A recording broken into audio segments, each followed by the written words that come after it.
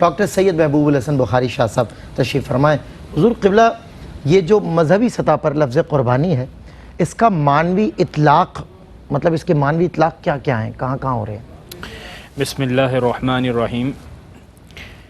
دیکھیں، بنیادی طور پر جو اللہ رب العزت سے انسان کا تعلق ہے، اور یہ تعلق بنیادی طور پر اس انداز کا تعلق ہے جس میں کمال کو پہنچنا اور اس کی انتہا کو پہنچنا، یہ انسان کی شدت احساس کا اظہار ہوتا ہے، اور اس کا اظہار انسان قربانی کے ذریعے سے کرتا ہے۔ صحیح۔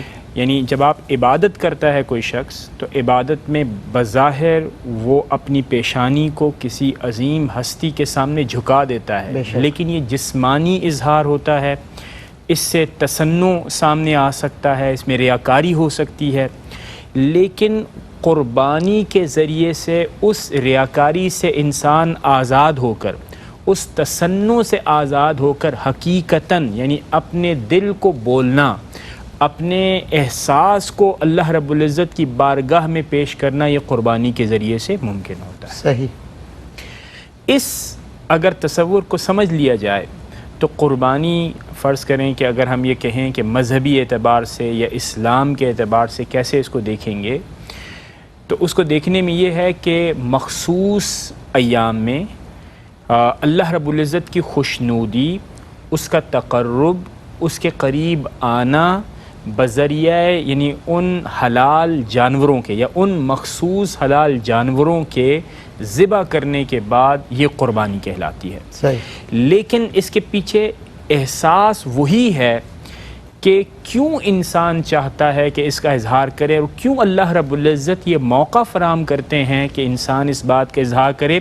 شدت محبت، جب انسان اپنی محبت کے کمال کو پہنچتا ہے تو وہ اس کا احساس چاہتا ہے، اور اللہ رب العزت نے اس احساس کا موقع یہاں پر اس انداز میں دیا کہ آپ قربانی کر سکیں۔ اچھا، دوسری بات کہ اس کا آغاز اگر آپ تاریخ میں دیکھیں گے تو انبیاء علیہم السلام کی تاریخ سے لے کر آج تک اس کا اظہار ہوتا رہا ہے، اور اگر آپ حضرت آدم علیہ السلام سے اس کا آغاز کرتے ہیں تو حابیل اور قابیل کی قربانی، جس کا ذکر قرآن کریم میں اس طور پر ہوا کہ اللہ رب العزت کا قرب چاہنے کے لیے ان دونوں نے قربانیاں دیں، دونوں میں سے ایک کی قربانی کو قبول کر لیا گیا، اور اس زمانے میں جو اس کا انداز تھا قبولیت کی نشانی اور اس کی علامت کا، وہ یہ تھا ظاہر ہوتی تھی کہ وہ ظاہر بھی ہوتی تھی، اور آسمان سے ایک آگ آتی تھی، اور جو چیز مقبول بارگاہ میں ہوتی تھی اسے اٹھا لیا جاتا تھا۔